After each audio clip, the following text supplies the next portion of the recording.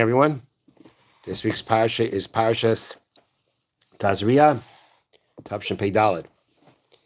We'll start from the beginning of the Parsha, Perikid Beis, chapter 12, Pasuk Aleph, verse 1.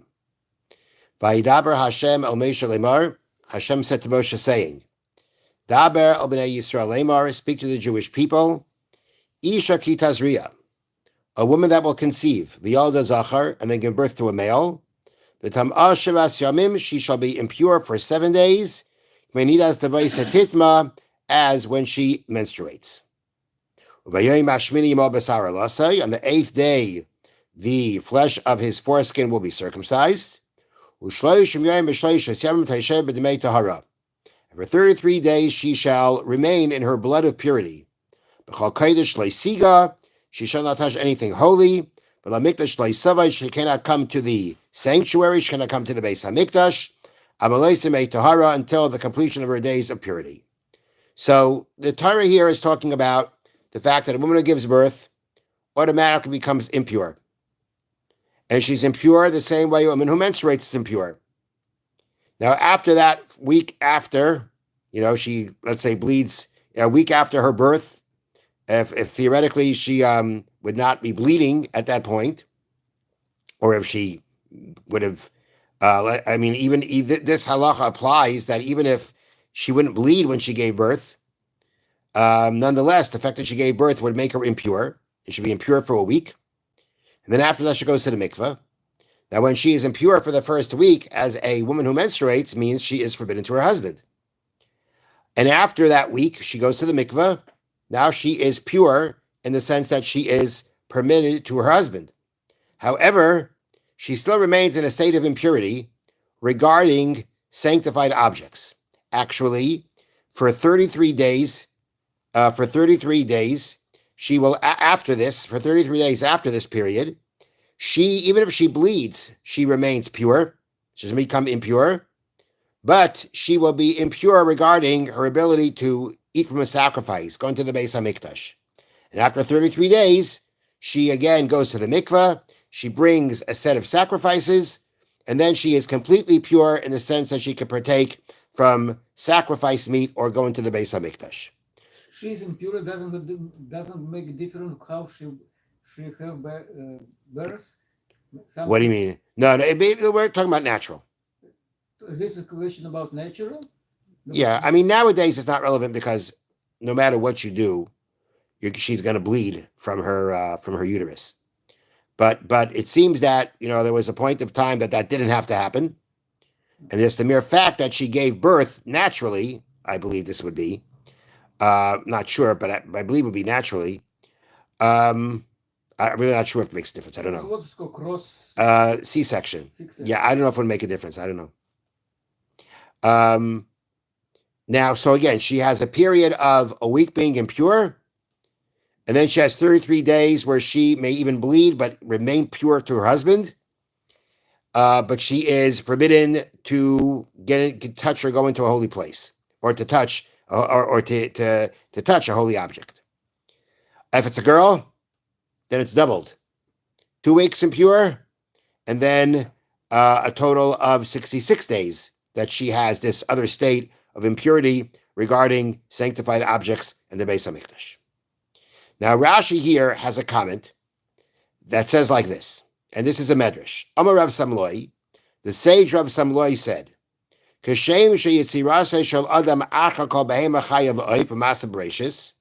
same way man was created after everything, when it came to the creation of the world, of all the creations, who was last? Man, on the 6th day. So the same way he was created after all the animals, so too his laws. Is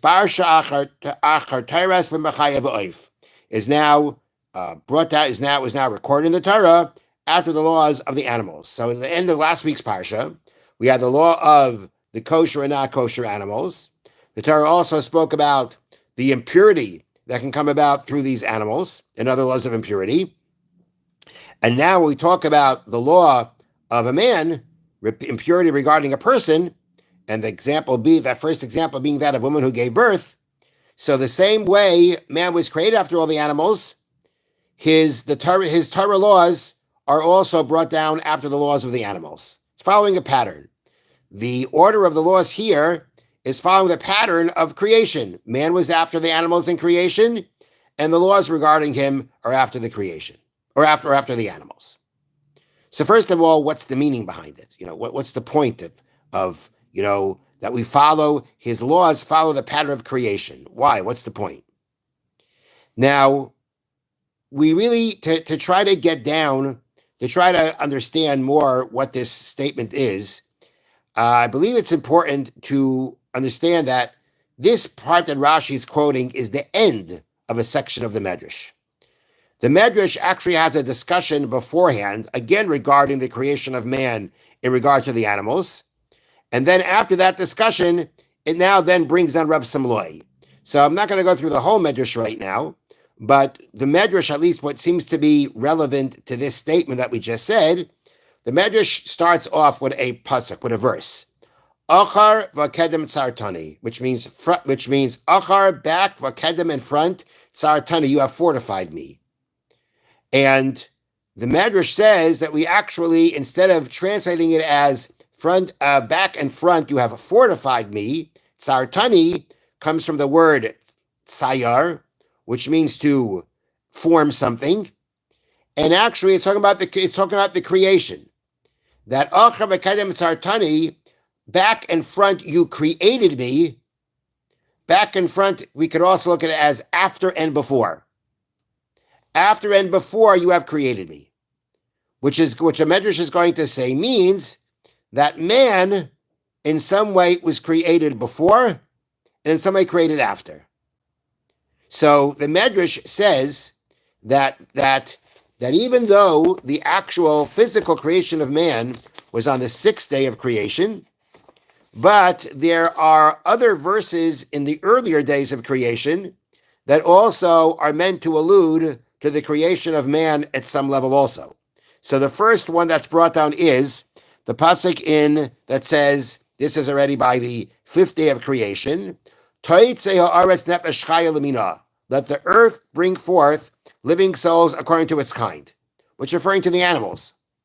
But the word nefesh chaya, living soul, says the Medrash, Zuruchai shel Adam Harishain. This is the spirit of Adam Harishain. That when it talks about a nefesh chaya being brought forth, it means the spirit of Adam Harishain was brought forth also on the fifth day. The spirit of Adam Harishain would mean his neshama, his soul. So the soul of Adam Harishain was created before his body. But it actually was created, if the pasuk nefesh chaya lemina would mean that, or the Medrash seem to be saying that, if we understand nefesh chaya to be man, then we're actually saying man and then the animals. So that would be alluding to the idea that man's ruach, man's spirit, was actually created before the animals. So in that sense, you have achar v'kedem tzartani, back and front you have created me. Back meaning afterwards, means physically, his physical body was created on the sixth day. That's when his spirit and his body came together. And it's interesting because I'm just thinking right now, it says on the sixth day that Hashem vayipach ba'ap of nishmas chayim, Hashem blew into him a soul of life. So what exactly here we're referring to when we say ruach hashalom, the spirit of man? Not sure exactly, but it means that there's something about man, that there's some dimension of man, there's some part of man that actually was created before animals. Another sage in the Medrash says that there's a different pasuk that refers to man. This is in the first day of creation. V'ruach Elokim rachefes al pnei hamayim. The spirit of Hashem hovered over the water. Zeh ruchai shel melech haMashiach. The ruach Elokim, the spirit of God here, is the spirit of Mashiach. Mashiach is man in its highest complete, in man in the highest complete form. So again, we have this allusion, this mentioning of an aspect of man, of a part of man that is created at the beginning of creation. So we've got something of man at the beginning, we have something of man at the end. What's the point? Why man? This is What do you mean? It's not talking about man. It is. What? What's not talking about man? Joseph Lion. What? During creation, there is what is man during creation? Only first man. What? But we're saying that there's a part of man that was created even before the sixth day. His ruach, his spirit. Man, not this is man as people or man of male. Man of people. People. The first man was the first person. Adam, right, was the first person. So we're talking about the spirit of the first person. Okay. Or according to the other Medrash, it means the spirit of Mashiach, which is man in its highest form. But the point is, the point of the Medrash is there's something about man that was created before. You got man, not woman. No. It's nothing to do with that. It just has to do with the first person. But I believe you're talking about why there's different purities. This is No, nothing to do with it. Nothing, not related. No, not related. Okay. You're thinking ahead. I'm just reading. I just began the parsha as it begins, and then I bring down Rashi that has the. Okay, now, so what is the point now of the fact that we have, says the Medrash, we have man before, man after? What's the point of that? Says the Medrash, Imizacha, Adam, if a man has merit, that means a man lives his life the way he's supposed to. We say to him, Ata kidam bereshis. You preceded everything. You're first. If you live by your spirit, then you preceded everything. V'imlav, but if you're not meritorious, if you don't live like you're supposed to, you live like an animal. We say to him, Kitush kadamcha. A mosquito came before you. A worm came before you.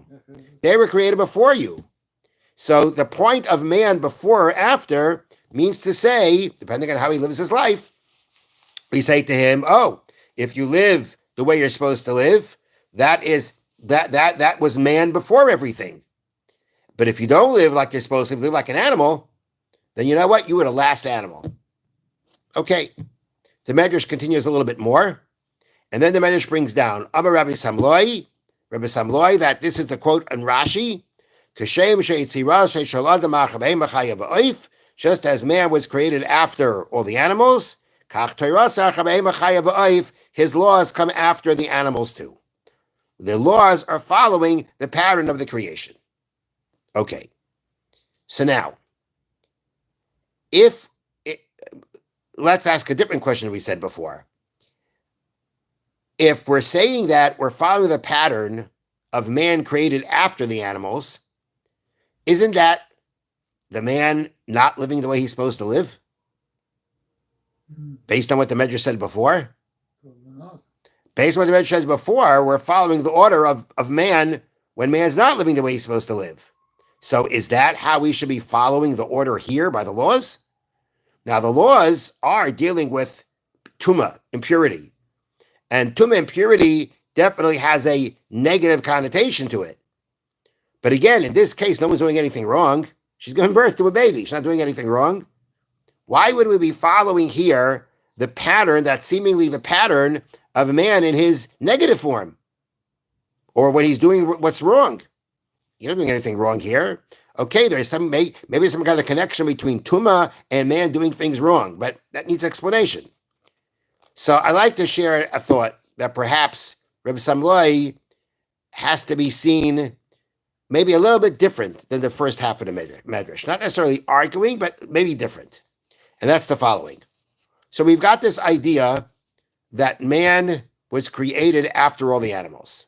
And the Medrash said, okay, that means that if you're not gonna live your life like you're supposed to, we say to you, you're the last animal. Mosquitoes came before you. Okay. But there's another way of looking at man being created after everything, which the Medrash doesn't mention, but the Gemara mentions it. That actually man came after everything because Hashem had set the table for him.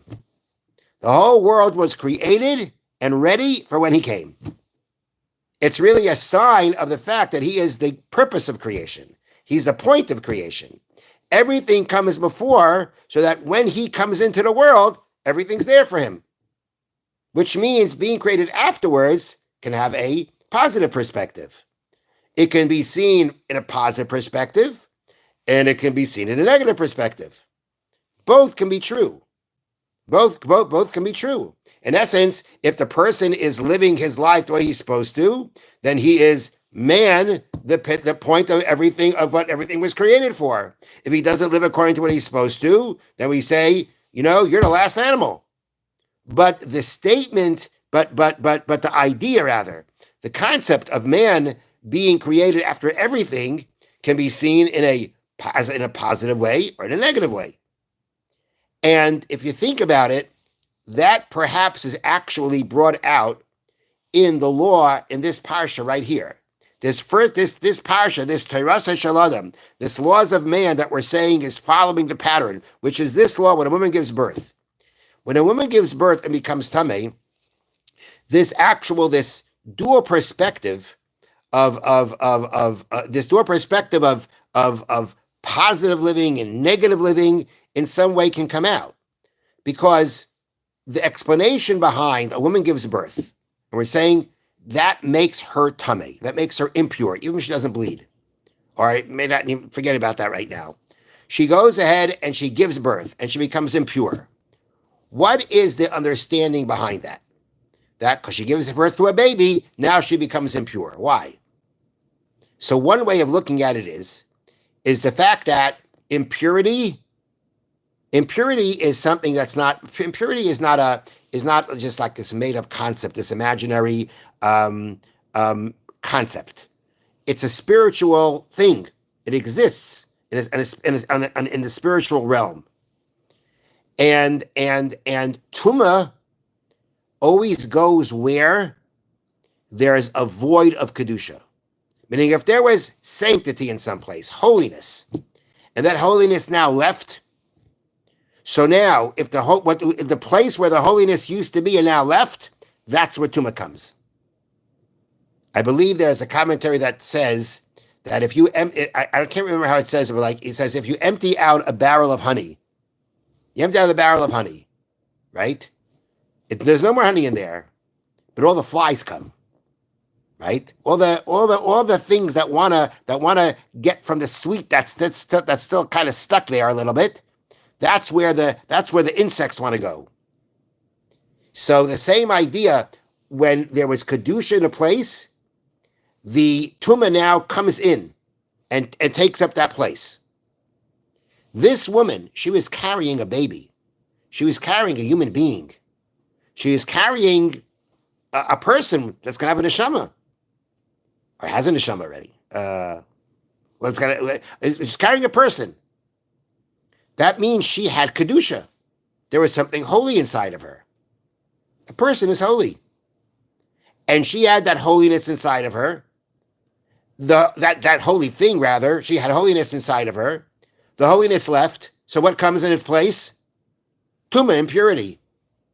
So you've got here in this law itself the sanctity of man, and then a concept of how now again, nobody did anything wrong over here, but when a human being now leaves a void of kedusha, when a human being leaves a void of kedusha, tumah comes in. Tumah is not a positive thing.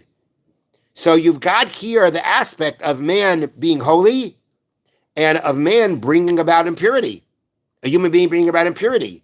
That's really a symbol to a person's actions. A person's actions, the wrong actions, bring impurity into the world. A person's actions can bring impurity in many different forms. Every sin brings impurity into the world at a certain level. So when this law, this mitzvah, where you have the woman giving birth and becoming tamei, has both of these aspects. It has the aspect of the holiness of man, which is what brings about that she becomes tamei, and you also have the idea that the human being that creates the void brings about impurity. That's not the baby doing anything wrong there, but it's symbolic of the power of man to bring impurity into the world.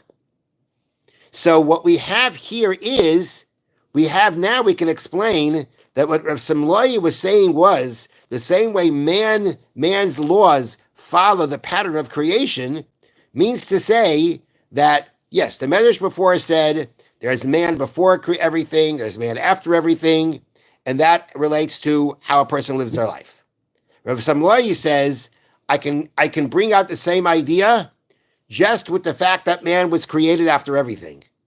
Because when man was created after everything, that can be seen in a positive perspective of the fact that he is the pinnacle, he is the purpose, he is the point of creation, and that's man in his elevated state. And you also have the fact that man was created after everything, as the Medrash says, as a sign that if he lives like an animal, he is the last animal. He has the least significance, least importance. And that pattern is now being followed in the beginning of this week's Parsha. The Torah Shel Adam, the law of man here, about the impurity that sets into a woman when she gives birth. That is the same idea. That's the same idea of the pattern of creation, where you can have both. You can have, it depicts man's positive side, it depicts man's negative side, it depicts man's sanctity, it depicts the tumah that man can bring about. So Rav Samloi was saying that the pattern that the Torah is following, that the same way was created after animals, here also the law comes after the law of animals. The idea of that being that we're bringing out the point of the dichotomy of man, of the two opposing powers within man. Man can either be the man that the world was created for, or man can be the lowliest animal. Man is Kaddish, is holy, and man can bring impurity into the world. So it's that pattern that we're trying to follow here. But we can talk Tuma. It's something it's a conspiratorial idea. It's not an idea. It's a spiritual existence. I'm going to give you an example. It's not a good example. Just give an example, right? We have bacteria, right? You have bacteria, right? You can't see bacteria, but it exists. It exists, right? Bacteria is a thing that exists. Tumah is something that exists in the spiritual realm of our world. But this is and it doesn't just and exist in this, and we're part of the spiritual realm. We're not separated from the spiritual realm of the world. And from that point, there is a spiritual thing that can actually, in a sense, attach itself to us, which makes us impure, which makes us not able to partake of sanctity. It's something that you don't want to remain in, because it, in a certain way, it lowers your level of spirituality. So it's not just like, we say, imagine something is with you and therefore don't do these things. You're not imagining anything. It's a spiritual existence that sets itself upon a person. But this is talking about physical condition of woman, and they need to clean from the blood. But the condition, that relates to, but the point of, what are you reading? No, but this is to clean from blood. This is where are you reading? On day 8, no. 33 days. Clean blood means blood that doesn't make her impure. For 33 days she will stay in blood of purity. No, but it's part of.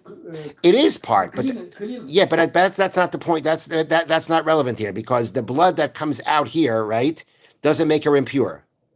So whatever the point of that blood is, it doesn't make her impure. The blood is not part of impurity. Not this blood. Not this blood. The blood of menstruating, when a woman has her period, that blood brings impurity. But this blood does not. Why is 33 days need to clean? It's called clean days. It's not about her getting clean. Whatever the physical purpose is. The point is, these are days that she is pure. But 7 days she is tuma? The first 7 days she is impure. And then for the next 2 or 3 days, she's not impure regarding her husband, but she is impure regarding eating from a sacrifice. It's a certain level of impurity. It's not the same level of impurity like the first week, but it's a lower level of impurity. It means it's not only spiritual. If there is blood, you need to cleanse 36 days. It means something physical. 33, it comes from something physical, but again, it can be brought about in something physical, but the tumah that sets in is something that's not physical. It's spiritual, but it's not just an idea. It's an existence. It's something that exists, but it's a spiritual existence, which comes together, not which comes into our physical existence. The causes can be physical, but when we talk about the impurity, it's spiritual. But end of when she is clean, not when she's clean, after 33 days, whether she bleeds or not. The point is she is pure regarding her husband, but impure for sacrifices. This is it's not question when bleeding stops. Not at this point. I don't think so. Now, it happens to be, right? If after 30, now I don't know all the rules. What is this written? 33 days you need to clean. No, blood. it doesn't say that. No, what's for Pasuk 4? Pasuk 4 means she will, for 33 days, she shall stay in blood of purity. That means she will be in a state of blood of purity. No, clean is from the blood. No. It's not about being clean from the blood. And you have to tell me how this translation is reading it. But the point is, it's not about getting clean from blood. She will be clean from blood means she will not be impure. That's what it means. Here they translate it as, for 33 days she shall stay in blood of purity. We're not discussing her body getting cleansed. But this is bad translation. But let's look directly. Need to 33 days. Need to clean from blood. No, it does. That's not what it says. That's not what it means. Okay. Not as far as I know. The 33 days is when tumah is gone, and Tumah at one level is gone, and another level is still here. But the point that we're trying to say here is that you've got this. The idea of Rabbi Samloi is that we're following the pattern of creation, means that here we are seeing the two powers within a person that are brought out in the creation of man after the animals. Because after the animals can mean he is the point of creation, he's the pinnacle of creation, and after animals can mean he's the lowest animal, he's the last animal. That means, again, man has the power of good and bad. Well, that power, that same idea, is now manifest in this parsha, because the woman who had the holiness in her, right, when the holiness leaves, because impurity, which is really represents something negative. It really represents a dimension of evil, of ra. Tumah is tumah and evil are related, if not, in certain ways synonymous. But the point that I'm trying to say is that both these concepts are here. The two concepts that were there in creation are here. So what we have, the law of man is following the pattern of creation, because the idea of man after being created after everything comes out here in this law of the woman giving birth. It's too complicated. This is difficult to understand this your idea. It's what? I'm sorry? Difficult to comprehend what you're talking about. It's difficult to comprehend this whole idea of the impurity. You're having a hard time with the impurity part. No, but this is kind of practical, but this idea about man, creation man after this is... Well, that's not, I didn't make up that idea. It's not your idea? That's not my idea. I'm trying to put that into this connection, this pattern that Reb Samloi says. But the idea of what it means about man after creation, being created after everything, you have the Medrash here that I said to you, you have the Gemara that says it. So you've got both those ideas. Now maybe the idea I'm explaining about the woman that she had the No, kedusha and the tuma sets in, that may be a little bit of a difficult concept. but Tuma have like space to come.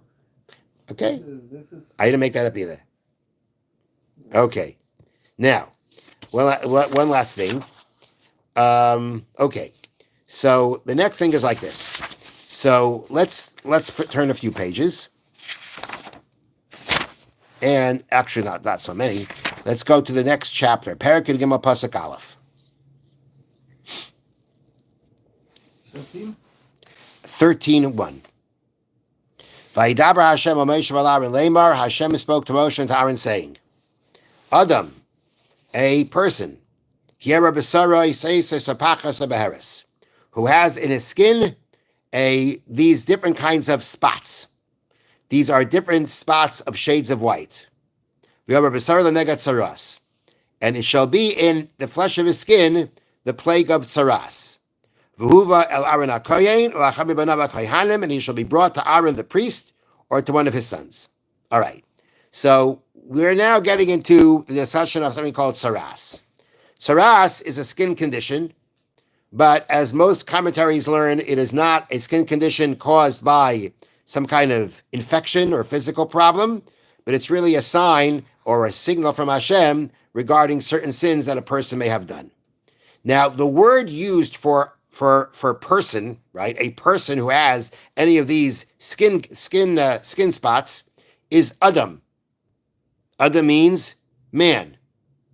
We have other words in the Torah for a man. Ish, right? But here the Torah uses the word Adam. This is Adam? In this pasuk? No, it's not Adam. It's man. Any man or a woman. But this is, sometimes we call a person an Ish, and sometimes we call a person Adam. Now, what is interesting is that the Alshach, the commentator of the Alshach asks that whenever we refer to a person as an Adam, whenever we use that word, it means a person on a high level. I guess the first Adam was on a very high level. So if we refer to a person as Adam, that is referring to a person on a high level. So the Alshach asks if the Gemara tells us that the causes of Lashon Hara, the causes of tsaras, there are 7 sins that can bring tsaras. One of them is Lashon Hara, speaking badly about others. Well, if a person has tsaras because he did a sin, then why are we calling him an Adam? That means he's not being an Adam. He's not acting on a high level. So why use the word Adam? And secondly, it says he's brought to the Kohen. We know from the way the Parsha describes and from the laws of tsaras, the Kohen is one who calls the shots. The Kohen has to be shown the plague, the spot. He is going to determine whether it is or not. And only when he decides and he declares that's what it is, that's when it becomes impure. So for instance, person has a spot at 12 in the afternoon. By the time the Kohen checks it, it's 6 o'clock. And when he checks it, he says, oh, you've got all the symptoms. Saras, you're impure. What time does he become impure from? 12 o'clock or 6 o'clock? 6 o'clock, because you have to have the Kohen doing it. So everything is very dependent on the Kohen. Why? Why is the Kohen so involved here? So there's a commentary called Apirion that was authored by by the one who authored the Kitzur Shulchan Aruch that we learned between Mincha Ma'ariv, Shlomo Gansfried. He wrote a commentary on the Chumash, and he approaches to answer the Alshach's questions like this. And he explains that the word Adam, I'm going to cut it a little bit shorter right now because it's a little bit late. Adam, right? It means man, right? You also said there was a word Ish. What's the Hebrew word that we use for many people, for more than one person? We have Ish as one person, one man. And if it's 2 men or more, it's Anashim. A woman is Isha. Many women are Nashim. That mem at the end is what's typically used to bring out many, as in Rabim. Okay? Now you take the word Adam. That means one man.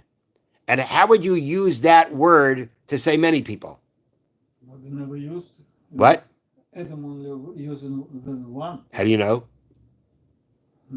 Guess. It's a good guess. You're right. You're never going to, there is no plural form of Adam, Adamim, no such word. There is, sometimes we say B'nai Adam.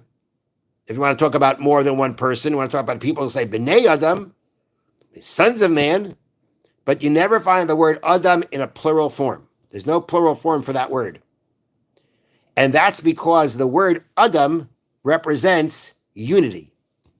The Jewish people, even though they're a nation, they have a unique unity to them more than other people. Because as the wording of the Kitzur Shulchan Aruch is, Asher nishmaisenu chelak elekam imal, our souls, which are, so to speak, apart from God from above, chatzulais mimakam echad, they are hewn, they are, so to speak, dug out from one place, which means to say, okay, we're getting to a little bit of a heavy concept. That is that I have a neshama, you have a neshama. But our neshamas have a source. Our neshamas just don't end over here. Our neshamas come into us and they have a source. And they're connected to a source. They're connected to a source in heaven. And ultimately, all Jewish neshamas come together as one above. So really, it starts as, so to speak, one neshama above, and it kind of then spreads out. But our neshamas are all have a connection, have a root are rooted above, and our neshamas are connected to above. And at some point, and at the highest point, they connect. They're one. It's one neshama. It's one unit. And that is why the idea of unity amongst the Jewish people is so important. It's a concept that's more important that we find it by Jews that we don't find by non-Jews. Sure, unity is good for everybody. But the obligation of unity, the nature of unity, the essence, the importance of unity by the Jewish people is much greater because it's what we are. It's our essence. If we, and in order to actually preserve and to call it benefit from that unity, we have to be unified in the way we live our lives. If we're not getting along with each other, right, then the unity of our neshamas isn't able to do what it's meant to do. The unity of our neshamas, which is meant to bring us together and give us that power of the Jewish people, can only work if in our physical lives we are unified. But if we're apart from each other, then that unity of our neshamas isn't able to provide us with the benefits that it can. It doesn't give us the power that we can have from being one neshama. So what's happening here is like this: when a person speaks lashon hara, and what comes out of that is saras. That's a sign of the damage. That's a sign of the damage to the unity of the Jewish people, because as we said, what brings about saras? Lashon hara. Lashon hara is something that tears people apart. It breaks up the unity amongst people.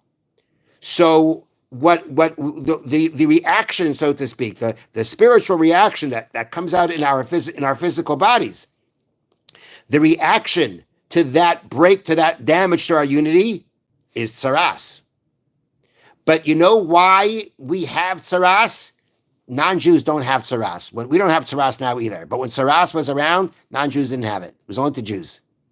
That's because of the fact that Jews have this unique nature or essence of unity. And when that unity is broken, is damaged, the sign of that is saras. That's the message that Hashem says to us, you've got to work on your unity. But it only comes out where the unity is so important and so essential to what we are. That reaction to that, the reaction to that, let's call it the allergic reaction to that, so to speak, is saras. So you know why it says Adam? Because that's why saras comes about. Because we are Adam. Because we are in essence one. Depicted by the fact that Hashem uses the name Adam because Adam is only singular form. You can't have a plural form. That's because Adam, the Jewish people, Adam is man is essentially also representing people that are unified. And because our nature is, our essential nature is to be one, that's why that's why Adam gets tsaras. So yes, we're not talking about Adam in its highest level in his behavior, but it's bringing out, or we're using the word Adam to bring out the message of unity that lies in Adam. And that the Torah is saying Adam, the Jewish people who have this nature of Adam, that no matter that the whole nation, no matter how big it is essentially one person, one Adam, one entity. When they will get in their skin saras, because when they break that unity, when they destroy that unity, when they make breaks in that unity, the reaction to that, the symptom of that, what comes out of that is saras, the sign of that breakup of unity, to rectify it. Okay, now we can explain why is Aaron involved. What does Pirkei Avos say about Aaron? Remember? Pirkei Avos says you should be from the students of Aaron. What did Aaron do? Oyev Shalom, V'Reidev Shalom. He loved people, and he loved peace, and he ran after peace. Aaron was the ultimate unifier of the Jewish people. He loved peace, he pursued peace. He made sure that people should be at peace with each other. Right? It says that when people weren't getting along with each other, he worked to bring them back together. So the Kohen is brought into the picture because since the tsaras is a symptom of when people aren't unified, you know who has to come into the picture? You know who the person has to now deal with and have a relationship with, so to speak? A Kohen, who represents peace, who represents unity. So that's why we want the Kohen so involved here. We want the Kohen so involved because his involvement is a reminder of the mission of the Kohen, the mission of Aaron, of one of his missions, one of the missions of the Kohanim, which was the mission of Aaron, which was to pursue peace and to promote peace. He's got to be involved here. A person who has saras because he's broken the unity of the Jewish people, he needs to deal with a Kohen who will be a symbol at least of peace, teach him to be peaceful, and bring him to the point where he can rectify the cause for the tsaras. Have a wonderful evening. Thank you for listening. This crazy belief is because every